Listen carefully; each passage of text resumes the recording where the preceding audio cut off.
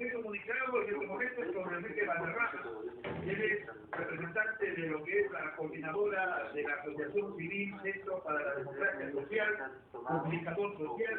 No creo que esto lo vamos a ver, que sea parte de la comparsa de muchos periodistas y medios, que la verdad adornan cifras y maquillan el trabajo del presidente de la República. Enrique Valderrama, ¿cómo estás? Saludos, muy buenas tardes de Arequipa, Radio Victoria. Muy buenas tardes, estimado. Te saludo y te agradezco la oportunidad de participar y a través tuyo saludo a tu inmensa audiencia en Arequipa. Muy bien, justamente antes de tu presentación, Enrique, dimos a conocer las estadísticas que actualmente viene viviendo el Perú.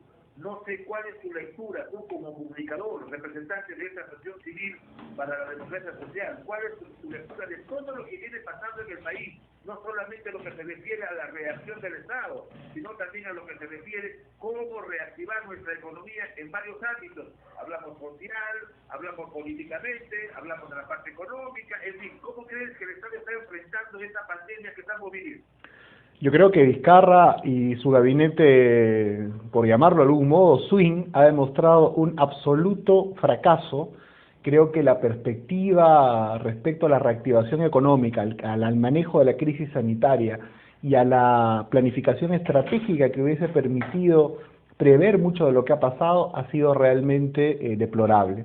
Te digo lo sanitario porque es increíble que solamente a partir del día 70 Vizcarra empiece a declarar que los mercados son focos de infección, cuando todos hemos conocido por la prensa internacional que el lugar de propagación del virus, por lo menos de manera oficial, ha sido un mercado, justamente en Wuhan, y cómo no él pudo prever, teniendo tantas semanas de anticipación desde que el virus llegase al Perú, que había que tener especial cuidado con los mercados. Las medidas que tomaron al inicio fueron absolutamente absurdas. Restringir las horas de visita a los mercados hace que una masa de unos, por ejemplo, 100 no tenga 10 horas para acudir a los mercados o 8 horas, sino le redujeron a la mitad. Y eso naturalmente iba a traer consigo más aglomeración. La medida absurda de que la gente no pueda utilizar su auto particular y más bien utilice el transporte público, donde había evidentemente más concentración de personas. Ya ni decir del uso de las pruebas serológicas en lugar de pruebas moleculares, menos aún la falta de prevención, ya ni siquiera te digo en el tema de las camas UCI, que lo advertimos a través de algunas columnas que pudimos escribir en el Diario Expreso. Si no es un tema tan básico como el oxígeno en el país, es realmente una gestión deplorable. Y esta misma falta de previsión lamentablemente se ve también en el tema económico. Se van a perder millones de puestos de trabajo, vamos a retroceder muchos puntos en la pobreza, en el avance de la pobreza, vamos a tener un gran retroceso, y creo que esto es fundamentalmente responsabilidad de la falta de planificación del gobierno. Seguimos en una cuarentena absolutamente absurda que no ha ayudado en nada. Yo te diría, es más, que si el gobierno no hubiese tomado y tenido los errores que ha tenido, el país estuviera mejor.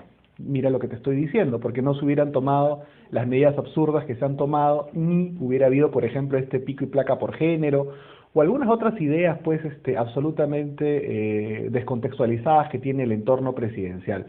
Ya ni te digo de la corrupción que ha rodeado la compra de mascarillas, el tema de los ranchos, y yo creo sinceramente que lo único que podemos esperar de un gobierno como este es que llegue el 28 de julio del año 2021 y se vayan, ¿no? Lamentablemente esto es así. Finalmente, para comentar el tema de reactiva, que es un tema fundamental, este solamente ha llegado a la gran empresa, es decir, solamente se han beneficiado algunos, un sector de la gran empresa que curiosamente, seguramente es casualidad, está relacionado con algunos grupos que tienen una buena relación con Vizcarra, relacionados con la prensa, por ejemplo, ¿no? Con la gran prensa, que han recibido estos estímulos. Yo no sé pues si nuestros amigos de la prensa regional se han visto pues tan beneficiados como la gran prensa por el apoyo de Reactiva Perú. Yo no sé si los microempresarios se han visto beneficiados por Reactiva Perú.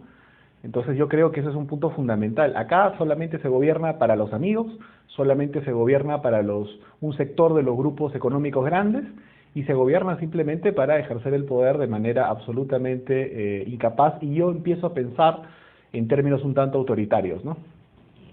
Ok, Enrique, me satisface, por ejemplo, la base en la cual tú, como comunicador social, en este caso, integrante de todo lo que es el diario Expreso, puedas expresarnos de esta manera, de la forma como lo haces, lo dices.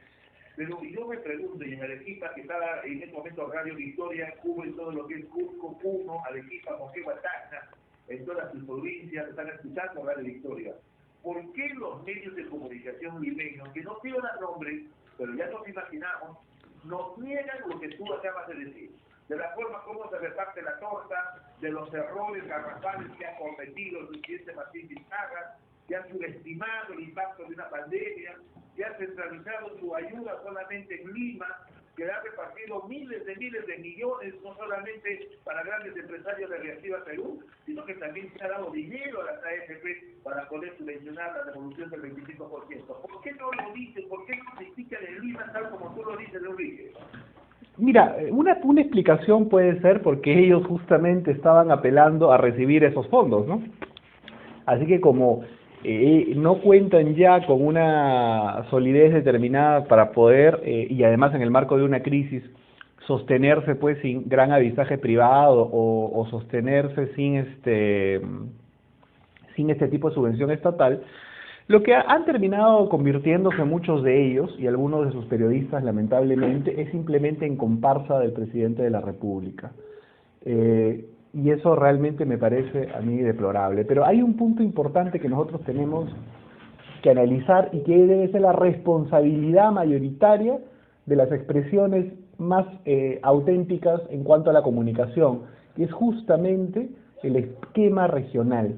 Yo creo que los medios de comunicación regionales tienen la gran responsabilidad de llevar la verdad justamente a los ciudadanos que puedan escucharlo. Y de alguna manera, yo creo que esto tiene que generar una coordinación interregional para que se pueda presionar al gobierno para algo que tú dices. Yo estoy en principio con la reducción de lo que invierte el Estado en la publicidad estatal en medios de comunicación, pero que esa reducción vaya fundamentalmente, y te diría casi exclusivamente, a los grandes grupos concentradores a nivel limeño, pero creo que es importante que esta no se corte necesariamente para los grupos regionales, que casi no reciben nunca apoyo, ¿no? Y eso es una cosa que es importante. Y creo que la comunicación dentro de estos espacios regionales tiene que recoger, y desde el Centro para la Democracia Social lo estamos impulsando, 4 grandes debates.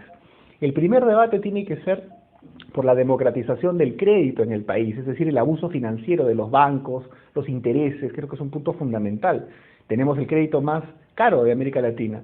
En segundo lugar, un punto fundamental tiene que ser la revisión del tema previsional en el Perú de verdad, es decir, el tema de las AFPs. No es posible que se diga que uno se jubile a los 110 años, ¿no? Que, o sea, el cálculo de tu jubilación se haga sobre la base de los 110 años.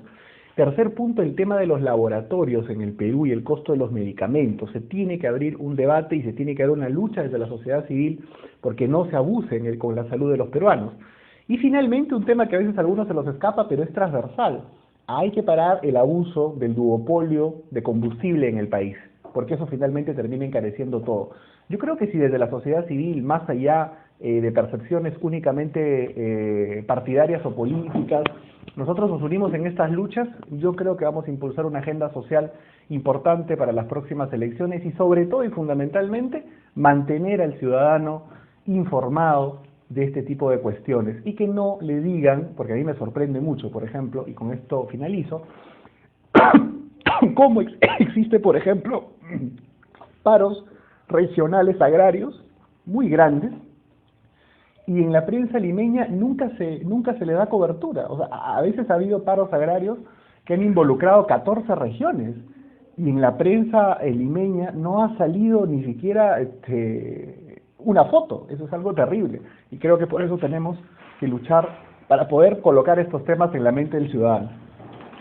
Claro, pero esto también, Enrique, pasa porque tenga que haber un nuevo pensamiento de nuestras autoridades.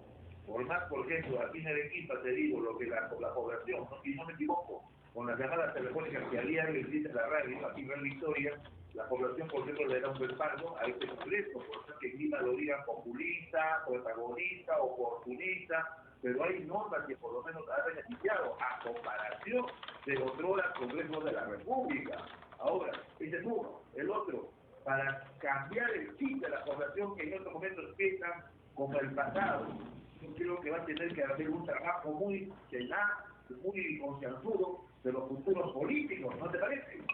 Por supuesto, pero mira, yo creo que la agenda política ahora, el punto principal es, en primer lugar, que este gobierno y este Congreso no excedan el 28 de julio del año 2021. Eso es lo principal por ahora. Porque claro, yo creo que Vizcarra se siente muy cómodo gobernando en estado de emergencia. Yo creo además que el Congreso estaría bastante cómodo también si es que extendieran el mandato por la emergencia sanitaria, por la pandemia, por el miedo a las aglomeraciones. Vamos pasándolo pues de abril del 2021, pasémoslo pues 6 meses hasta octubre, ¿no? Y luego eso implicaría finalmente que el nuevo presidente asuma quizás en febrero, o de repente intente postergarlo un año. El primer punto de debate político en donde la sociedad civil, los partidos políticos democráticos, y todas expresiones distintas de pensamiento democrático deberíamos confluir es que el periodo del Congreso y del presidente no se extienda más allá del año 2021 de julio. Y el segundo punto que me parece a mí fundamental es, nosotros tenemos que tener un acuerdo de distintos partidos, de distintas posiciones políticas, de distintas ópticas interregionales, de que la agenda social fundamental para el país de los próximos 36 meses tiene que ser la reactivación del empleo en el Perú. Cómo nosotros logramos apoyar a un gobierno nuevo, porque este es un gobierno incapaz, que pueda generar en los próximos 36 meses 3 millones de puestos de trabajo.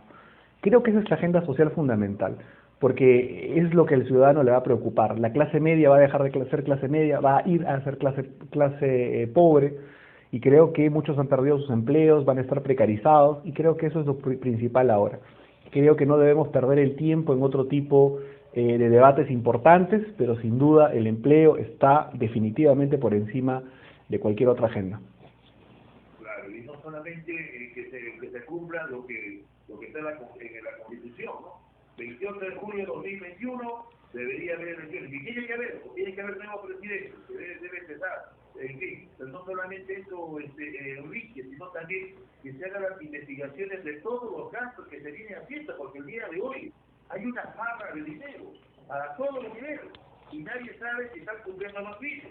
Lo que pasa en Arequipa, la gente se desespera mucho más recibiendo ninguno de los fondos. La gente está abandonada. Sin embargo, a veces les han llegado notificaciones a través del celular que han sido beneficiados. Cuando van, no están beneficiados. ¿Qué ha pasado? ¿Qué ha sucedido? ¿Quién se lo ha robado?